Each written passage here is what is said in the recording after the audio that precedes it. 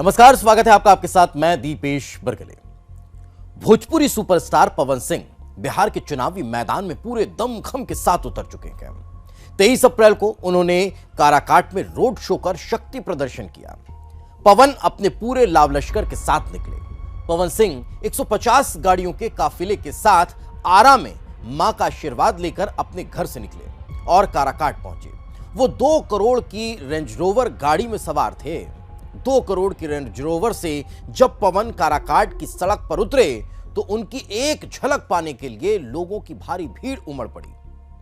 पवन सिंह पहली बार चुनावी मैदान में प्रचार प्रसार के लिए उतरे तो उनकी एक झलक पाने के लिए सैकड़ों लोग बेकाबू नजर आए, बेताब नजर आए। लोकसभा चुनाव के लिए प्रचार करने के लिए उन्होंने 23 अप्रैल को हनुमान जयंती के दिन को चुना और अपने चुनावी अभियान का आगाज कर दिया।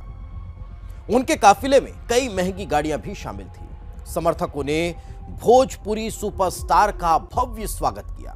एक्टर को 51 किलोग्राम के फूलों की माला पहनाई गई तो जेसीबी से उन पर पुष्प वर्षा की गई। पवन सिंह के रोड शो में उमड़ा जनसैलाब आखिर क्या दर्शाता है? पवन सिंह ने सड़क किनारे खड़ी भीड़ का हाथ जोड़कर अभिवादन स्वीकार किया। गाड़ी के सनरूफ से निकलकर सबसे हाथ भी मिलाया और जनता से आशीर्वाद भी लिया। रोड शो में आदर्श आचार संहिता का अनुपालन सुनिश्चित हो, इसके लिए पुलिस ने पूरी तैयारी कर रखी थी। रोड शो को सफल बनाने में उनके समर्थक और क्षेत्रीय कलाकार भी जुटे। उनका काफिला जहां तक पहुंचा, लोगों की भारी भीड़ देखने को मिली और इस भीड़ में कमी नहीं हुई। एक्टर ने विपक्ष के खिलाफ भी बड़ी बातें की है। बीजेपी से झटका लगने के बाद पवन सिंह ने अपने तेवर बगावती कर लिए हैं और काराकाट से निर्दलीय चुनाव लड़ने का फैसला किया है। रोड शो के दौरान मीडिया से बात करते हुए एक्टर ने कहा कि आज ये पवन सिर्फ अपने जनता का आशीर्वाद लेने निकला है। मैं किसी को चुनौती नहीं देना चाहता हूं, मुझे अपनी मेहनत पर भरोसा है। बीजेपी ने आसनसोल से पवन को टिकट दिया था। लोकसभा चुनाव के लिए बीजेपी ने पवन सिंह को पश्चिम बंगाल के आसनसोल से उम्मीदवार बनाया था। पहली सूची में ही पवन सिंह का नाम जारी भी कर दिया गया था, मगर 24 घंटे के अंदर ही उन्होंने इस सीट से चुनाव लड़ने से इनकार कर दिया।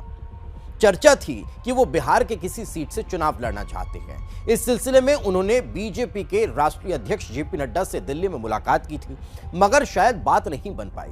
बिहार से सीट का इंतजार करते रहे मगर नहीं मिल सकी। इसके बाद उन्होंने सोशल मीडिया पर निर्दलीय चुनाव लड़ने का ऐलान कर दिया था। शत्रुघ्न सिन्हा के खिलाफ चुनाव लड़ने से पवन का इनकार हो गया। पश्चिम बंगाल के आसनसोल सीट से चुनाव लड़ने से इनकार करने के बाद पवन की आलोचना भी हुई थी। कहा जा रहा था कि वो शत्रुघ्न सिन्हा के सामने हार मान चुके हैं। आपको बता दें कि टीएमसी ने आसनसोल से एक्टर शत्रुघ्न सिन्हा को उम्मीदवार बनाया है। पवन ने आसनसोल सीट से चुनाव नहीं लड़ने की वजह पर कभी खुलकर बात नहीं की है।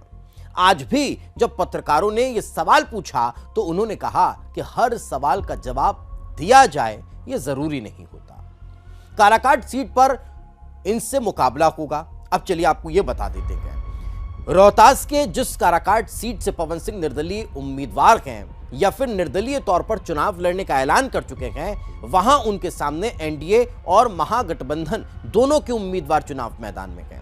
एनडीए ने यहां से उपेंद्र कुशवाहा को मैदान में उतारा है तो महागठबंधन की तरफ से सीपीआई एमएल से राजाराम सिंह चुनाव मैदान में है।